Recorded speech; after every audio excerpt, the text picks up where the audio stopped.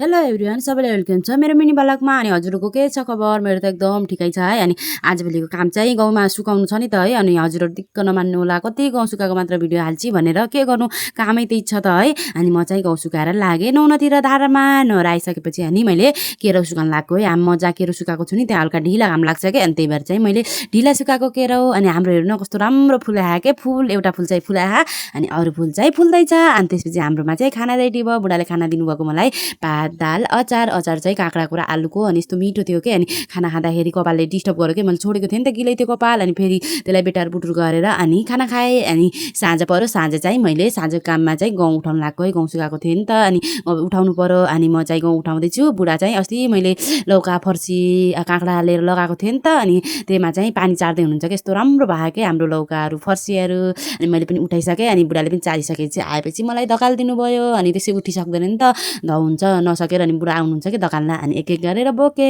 By by everyone, अर्को भिडियोमा भेटौँला।